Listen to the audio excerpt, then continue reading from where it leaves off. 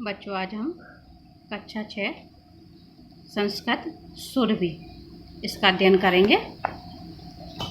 सबसे पहले इसमें आपके दिए हुए हैं स्तुति श्लोक। जैसे अपन सुबह की शुरुआत हमेशा भगवान की पूजा से, प्रार्थना से करते हैं, उसी तरह से आपके बुक की जो प्रारंभ हो रहा है या जो अध्याय का प्रारंभ हो रहा है उसके शुरुआत में पहले आपके कुछ स्तुति श्लोक दिए हुए हैं। पहले हम उसका अर्थ देखेंगे। त्वमेव माता च पिता त्वमेव, त्वमेव बंधुश्च सखा त्वमेव, त्वमेव विद्या द्रविणं त्वमेव, त्वमेव सर्वं मम देव देव। इसका अर्थ है, हे देवों के देव, तुम ही मेरी माता हो, तुम ही मेरे पिता हो, तुम ही मेरे भाई हो, बंधु यानी भाई, सखा मीन्स मित्र, तुम ही मेरे भाई हो, तुम ही मेरे मित्र हो, तुम ही मेरी विद्या हो, द्रव्य यानी धन, और तुम ही मेरे धन हो, और त्वमेव सर्वम मम देवदेव, सर्वम यानी सब कुछ, और मेरे लिए तुम ही सब कुछ हो। दूसरा श्लोक है आपका, गुरु ब्रह्मा गुरु विष्णु गुरुदेवो देव महेश्वरः, गुरु साक्षात परब्रह्म तस्मै श्री गुरवे नमः। इसमें गुरु की महिमा बताई जा रही है। इसका अर्थ है, गुरु ही ब्रह्मा हैं, गुरु ही विष्णु हैं और गुरु ही शिव हैं। गुरु साक्षात परब्रह्म हैं, ऐसे गुरु के लिए मेरा नमस्कार है। अगला है, मूकं करोति वाचालं पंगु लंघयते गिरिं, यत् कृपा तमहं वंदे परमानंद माधवम।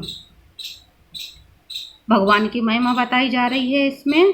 जिसकी कृपा से, मूक यानी गूंगा, जिसकी कृपा से गूंगा वाचाल हो जाता है, वाचाल यानी बोलने लगता है, जिसकी कृपा से यानी भगवान की कृपा से गूंगा भी बोलने लगता है। लंगड़ा, पंगु यानी लंगड़ा, लंगड़ा पहाड़ पर चढ़कर पार कर जाता है। मैं उन, यत कृपा यानी मैं उन परमानंद माधव की वंदना करता हूँ। अगला है, नमस्ते शारदे देवी काश्मीरपुरवासिनी, त्वामहं प्रार्थये नित्यं विद्यां बुद्धिं च देहि मे।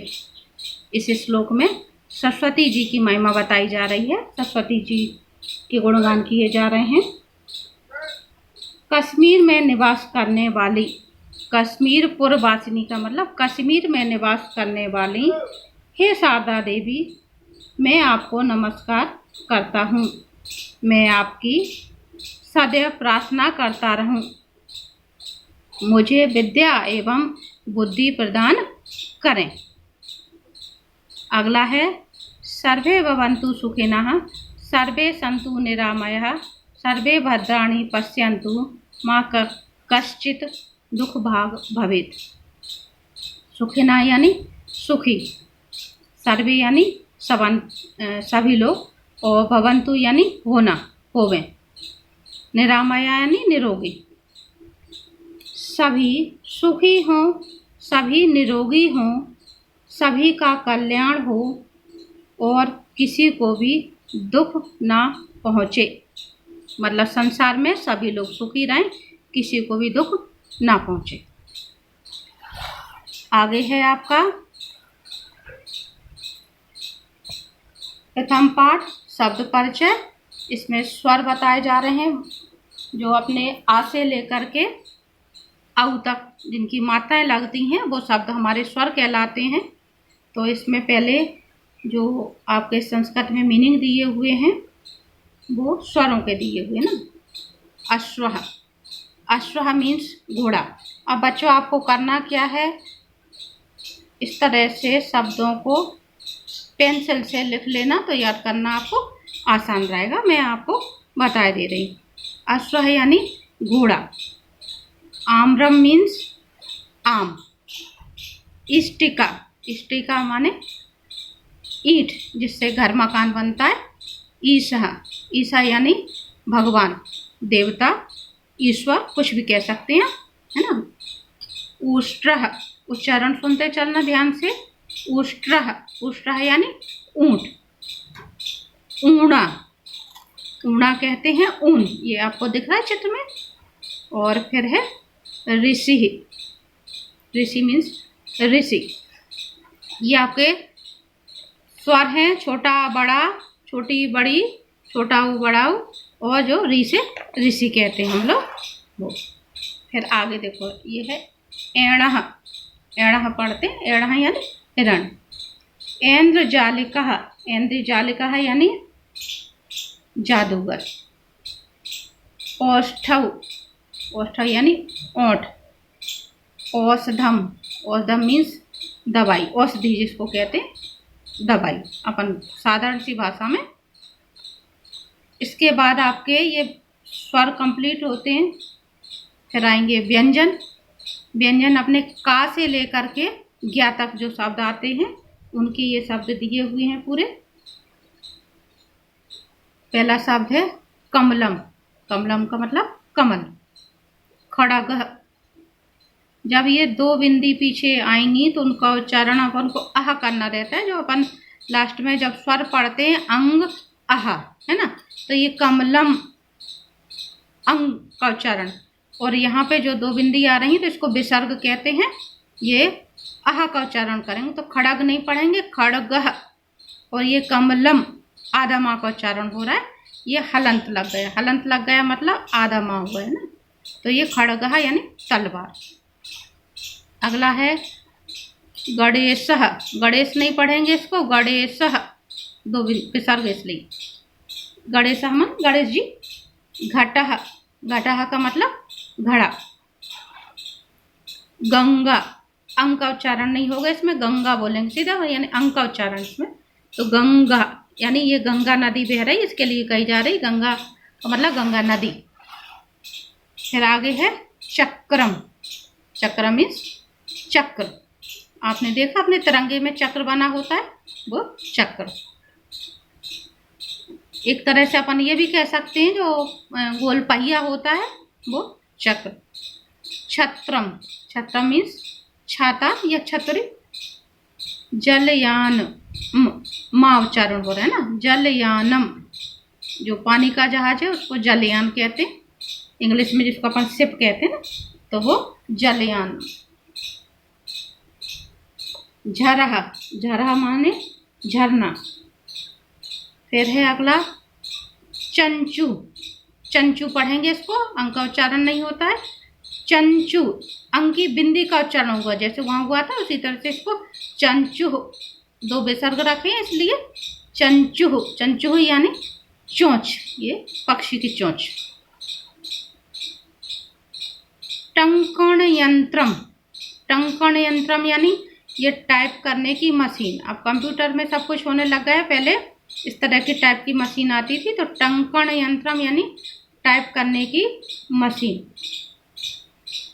फिर है अगला ठटकह, ठटकह, ठटका यानी ये जो अपन ठा से ठठेरा पढ़ते हैं उसमें हिंदी में वो ठठेरा कहते हैं ना, जो ये बर्तनों का काम करते उनको ठठेरा कहते हैं, ठटका।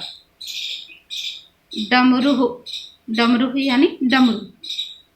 ढौलह, ढौलह यानी ढोलक। वाणः माने बाण या तीर जिसको कहते हैं अपन, तीर। फिर आगे है आपका तरुह, तरुह यानी वृक्ष या साधारण सी भाषा में अपन कहते हैं पेड़, ठीक है, लेकिन हमको शब्द अच्छे याद करने हैं। तरुह का वृक्ष। ठह, ठह यानी पहाड़, पर्वत या पहाड़। दर्पणः, दर्पणः यानी दर्पण या शीशा कहते हैं जिसको। धनुः, धनु यानी धनुष। नरेशः, नरेशः यानी राजा, राजा को नरेश कहते हैं। पर्णम, पर्णम मीन्स पत्ता, पेड़ का पत्ता या पेड़ की पत्ती, है ना। फिर अगला है फणि, फणि यानी सांप। बकह, बगुला, बकह को बगुला कहते हैं। आगे है भल्लुकः, भल्लुकः यानी भालू। मयूरः यानी मयूर, मोर। यज्ञः, यज्ञ यानी हवन। रथः, रथः यानी रथ।